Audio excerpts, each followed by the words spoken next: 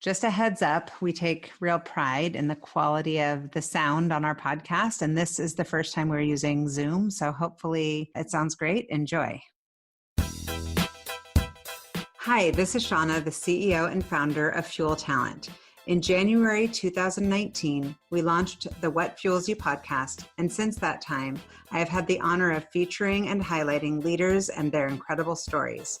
Though I'm eager to continue sharing these stories with you, I want to make space for different and relevant content for this unique and challenging time. While we all navigate the COVID-19 pandemic together, on this podcast and the upcoming ones, I'll be having more focused conversations with leaders to help answer questions, get key insights, and share stories of inspiration around how they and their teams are adapting during this new reality. I hope you enjoy these episodes of the What Fuels You podcast. Shannon Anderson is today's guest on the What Fuels You podcast. Throughout her career, Shannon has been a hands-on recruiter working with companies of all stages. Notably, during her 9 years at Microsoft, she helped them grow from 8,000 to 40,000 employees. In 2018, she joined Madrona Venture Group as their talent director, where she is identifying rising stars for their portfolio companies and the Pacific Northwest startup ecosystem.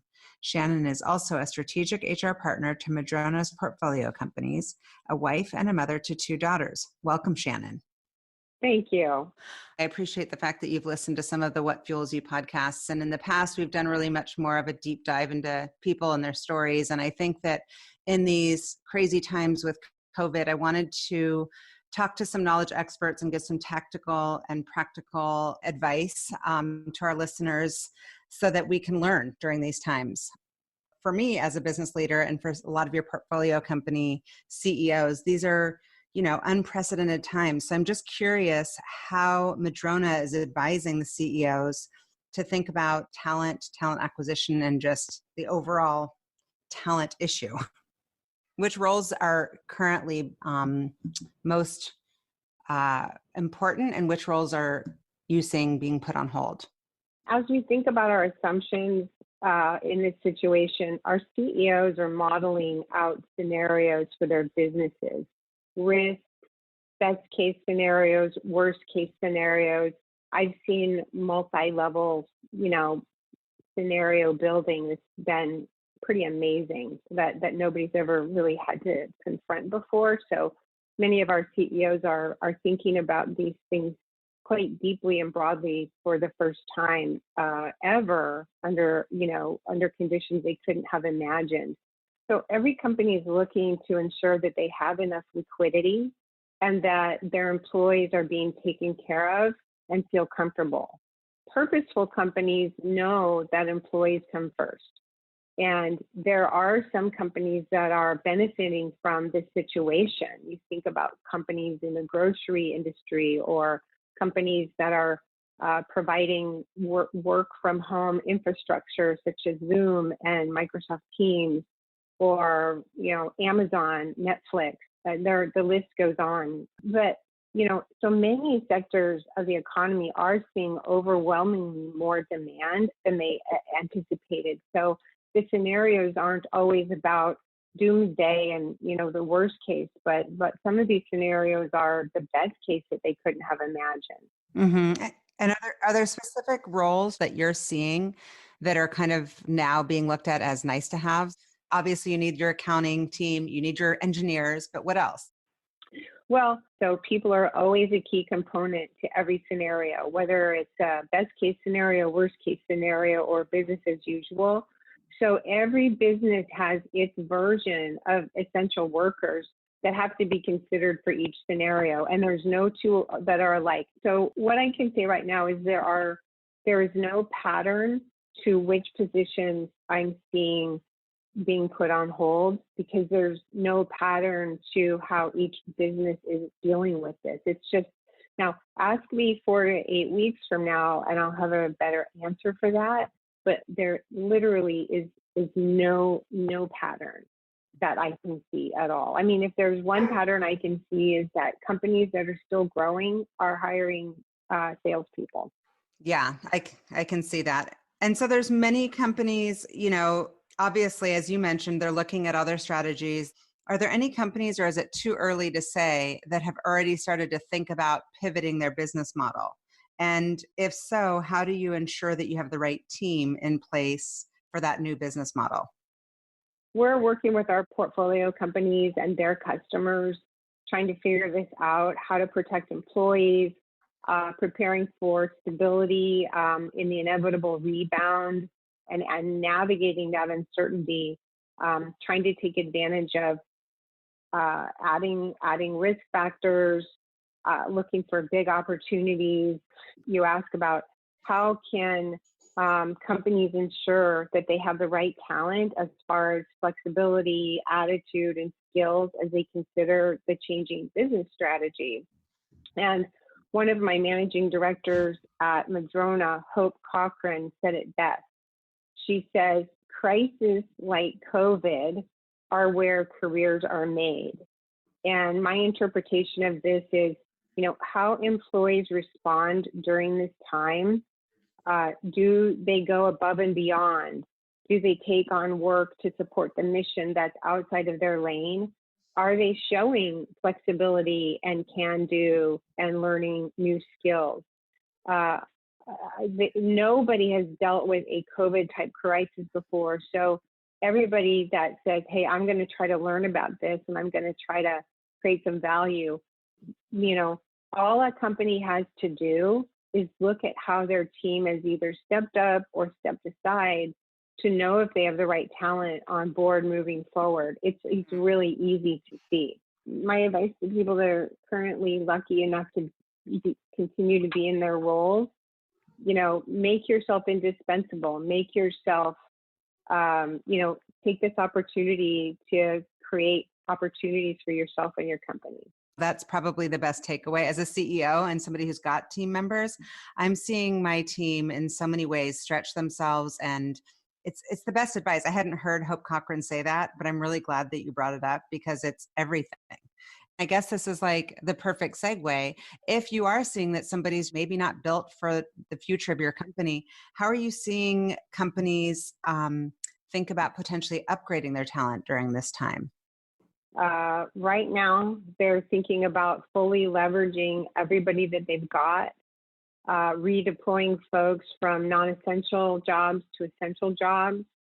I heard one company that redeployed a delivery driver to being a recruiter for an unexpected surge of hiring that they needed to serve a customer in this environment. So I think that's where people are really thinking about how do we upskill our current talent so we can keep them employed and keep them at work.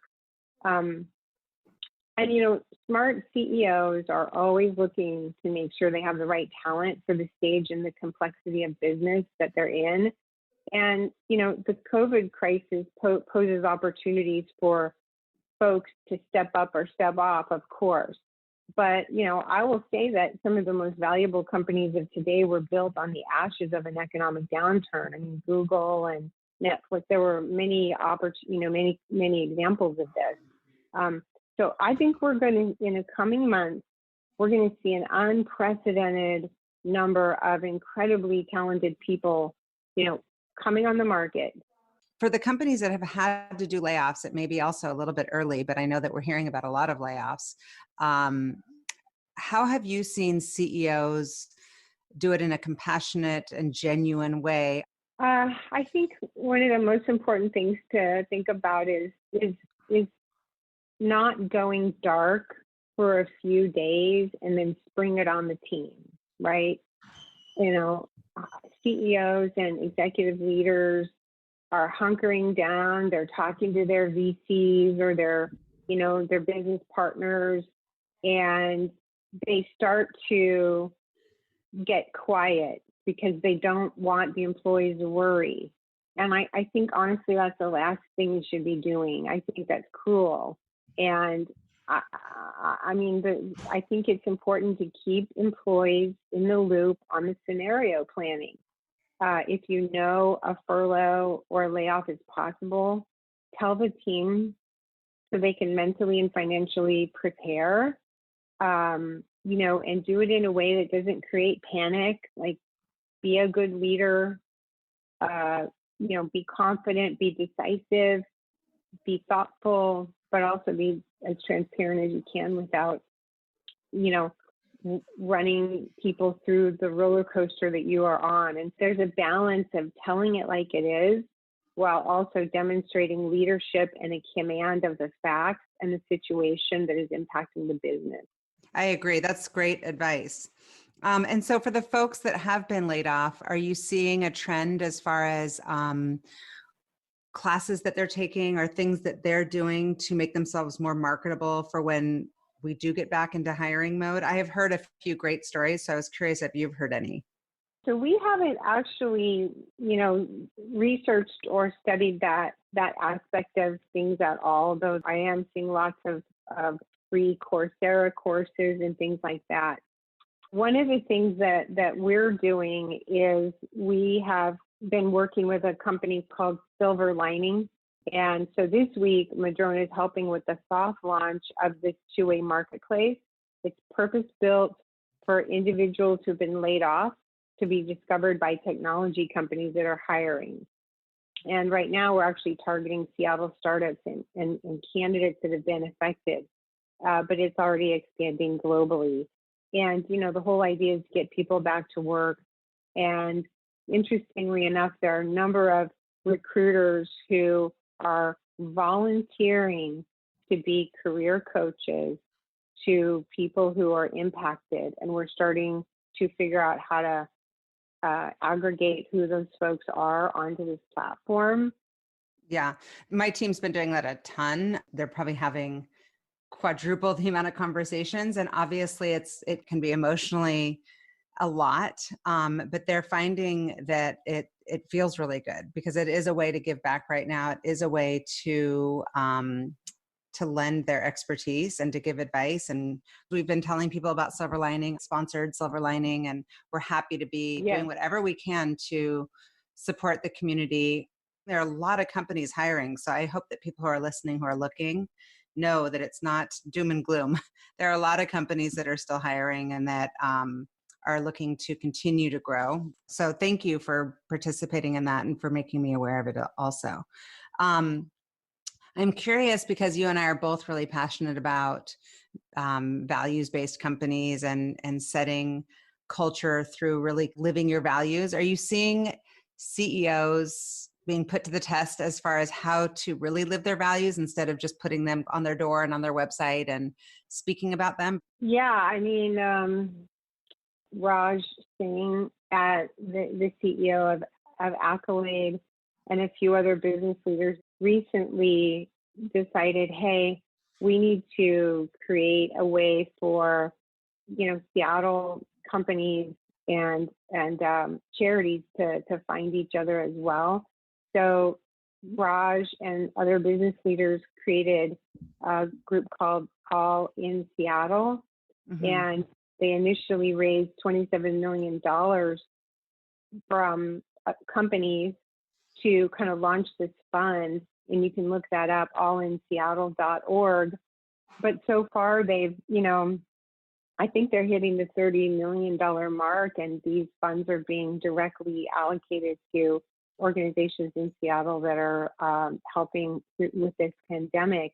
That's an example of a company like Accolade living their values in service of the community. So we've seen lots of examples of that, but that's one.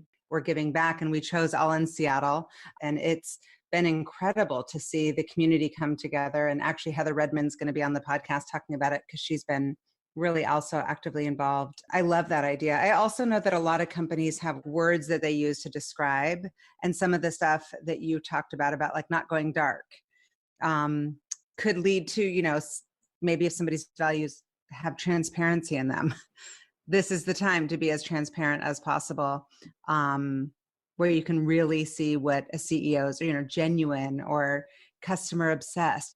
I would love to hear some of those stories. Those are really inspiring to me. Yeah, we did a founded and funded podcast with Bill Richter, from Cumulo, and Robert Wabi from HighSpot, and Glenn Kelman from Redfin. And then it was moderated by Steve Singh, who was the former CEO of Concur, and he's now a managing director at Madrona. And they did a podcast on some of these things, which is really interesting, talking about how companies are responding to this crisis in the context of their values. And Madrona cultural values are also like driving how we're responding. I mean, our cultural values are integrity, in every interaction. We're respectful, humble, and authentic. We're all about teamwork, and our whole team has come together to collaborate to help our portfolio companies. Everybody in our firm is operating outside of their lane to do what we can to provide support and learn on the job, and then express those learnings and guidance to our portfolio companies and other people in the community. And we are, so obsessed with what we consider our customers, which is the entrepreneurs that we back and the investors that back us. So everything is all about doing what's right for those for those constituencies. Another one of our values is we are boldly innovative, and we're doing things that other VCs are looking to model, such as, I've been able to bring our HR leadership community together and CEOs on a daily conference call every day at 8 o'clock in the morning. I have 50 to 100 people on that call from our portfolio who, we're all figuring this out as we go. This is new for everybody. And so there's this freedom right now that nobody knows. There's no playbook for this.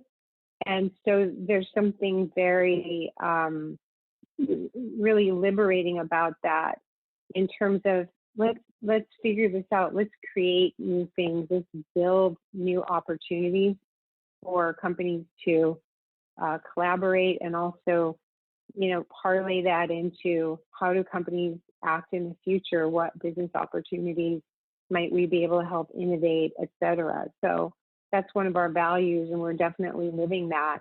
And I'm saying this last, but perhaps the most important value that Madrona has is we are a community citizen first and foremost.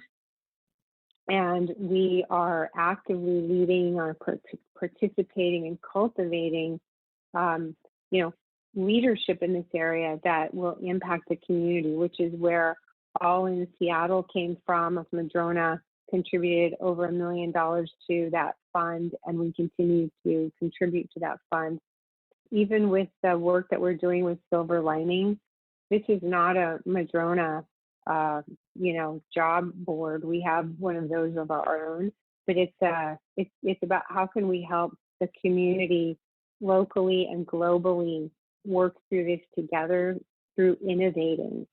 So cultural values are great when they show up on the website, but it's when crisis occurs that those values are put to test and actually provide a wonderful framework for how to proceed. Yeah. That's awesome. I've always been very impressed by Madrona. And you guys are also a client, which is awesome because we've loved helping put some fun people there that you guys get to work with. And they all love it, love it, love it. Everybody's happy that works there. So that tells you something. Thank you for your support and partnership over the years. We've been super happy always working with you and benefiting from your insights as well. So thank you. Yeah. Are you seeing any examples of things that could be takeaways for our listeners who are looking for kind of the cliff notes on, like, okay, you've got an hour, how to get set up at home, aside from Zoom and Teams and Google? Are there any specific to the portfolio? Like, for some reason, I went right to like CrowdCow.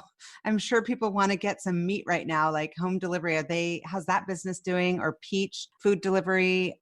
Just curious if there's some that maybe people that are listening don't know about that could be helpful to the community. Sure. Well, I'm glad you brought up CrowdCow, because CrowdCow is just, booming, and people want fresh meat delivered to their home. And this, they may not be able to get it as easily or consistently from Amazon Fresh. So they're seeing a huge influx in companies that are buying meat from them, as well as individuals that are getting their deliveries, including myself. So they're hiring. And, Rover, on the other end of the spectrum, is seeing a decline in business because people don't need dog walkers as much as they did before. So that's sort of the opposite end of the spectrum. Other companies like HighSpot. HighSpot is a sales enablement platform, and they're seeing a tremendous uptick because you've got so many remote salespeople that need access to the materials, such as how we're supporting our customers during this pandemic. And so HighSpot is seeing a huge influx of business to create collaborative, available tools for their customers. Another interesting one is Spruce Up. Spruce Up is a platform for buying high-end or medium-end furniture for your home. And what they're seeing is that a lot of companies are providing stipends for employees to create home offices. And Spruce Up has just jumped on the bandwagon and started offering opportunities and deals for employees to take advantage of those credits and get their home office set up in a comfortable way. Mia, their CEO and founder, was on our podcast. I love her. I'm happy that that's going well. I hadn't talked to her, so that makes me smile. That's wonderful. Yeah. Shannon, tell me because you and I have both been through a couple of these. Obviously, no one's been through coronavirus, but this is a potential, big downturn in the economy. What are you seeing as far as advice you're giving, given your experience, having been through a couple of these? Well, yeah. So the pattern is really familiar to me. There's so much uncertainty right now, so many different scenarios. The next phase, I think, will be, okay, let's execute to the new normal, which I think a few weeks from now, we'll kind of know what that is, and we'll know what the impact has been on different businesses. It's going to take time. Money's going to be tight. More layoffs are going to come, and more hiring will open up. So there will be a few companies whose fortunes are made because of how they handle this crisis. What I've learned from previous economic downturns is luck favors those who are prepared. And so right now, it's time to get prepared and play out, quite literally what those various scenarios will look like, and get them ready to, get them locked and loaded so you can hit the go button and know what your criteria will be, what your triggers will be, so that you can be prepared to enjoy whatever luck might come your way, and also make luck. In many cases, the best way to prepare for this is to consider that business will return to a version of normal in a few months. And the companies who are thriving pre-COVID, if you can put your business in hibernation mode, because if you're kind of just shut down right now, hibernation mode is awesome, especially if you take advantage of furlough programs, so that your team is still in place. And when you turn the lights back on, you just get back to work. So I think that's something we've never really seen before, because the previous economic downturn was a financial crisis. It was a financial systems breakdown. There was never a return to normal. So, but with the coronavirus, I can see that there could be literally a lights back on and we're back to work. So I think being prepared now to do that when you can is actually something worth considering for the Yeah. right company. I appreciate your insight on all of this, and I'm learning and I'm taking notes as we go. This has been great. I typically end the podcast by asking people what fuels you. I am curious what fuels you today, April 2nd, 2020. I love solving problems. I love creating opportunities out of problems. And while I am helping our portfolio companies and the Seattle community think about what do we need to do right now, tactically, etc., I am fundamentally a builder. And I am so excited about the opportunities that lie ahead from the learnings that we've learned here, from the opportunities that will be created that we could not have imagined before. And for efficiencies, I am so excited about the idea of like this silver lining platform that we're working with Chris Brownridge on to solve for the real problem of companies and candidates finding each other during this time. So while this all feels kind of like, oh my God, what are we going to do? This is unprecedented, a lot of hand wringing, a lot of uncertainty. We do have opportunities to put phenomenally great talent into companies that have phenomenally great business opportunities and then that creates opportunities for the entire community and hopefully on a global basis as well. So for me, I see a tremendous opportunity here once we get through the current situation. So that's what fuels me is kind of thinking that far ahead. So I'm really excited about it. Well, that's great. I appreciate you being on the podcast, and it's good to see you. Thank you. And I appreciate you doing the podcast and all that you do for our community. And I also want to thank you for being a premier donor to the Silver Lining platform and all of your support of our community. You're a great example of how to be a community leader. And I really appreciate your partnership. Yeah. Thanks, Shannon. I appreciate that. I'll talk to you soon. You're welcome. Thanks so much. Okay. Bye. All right. Have a good one. Thank you for listening to the What Fuels You podcast. Be sure to subscribe, rate, and review on iTunes, Google Podcasts, or Spotify, and follow us on social media to keep up with the latest news and episodes. You can also contact us at podcast@fueltalent.com to provide feedback, ask questions, and share topics or guests you would like us to cover in the future. We hope you feel inspired by our guests and that we have helped fuel your day. Join us next time for another episode of What Fuels You.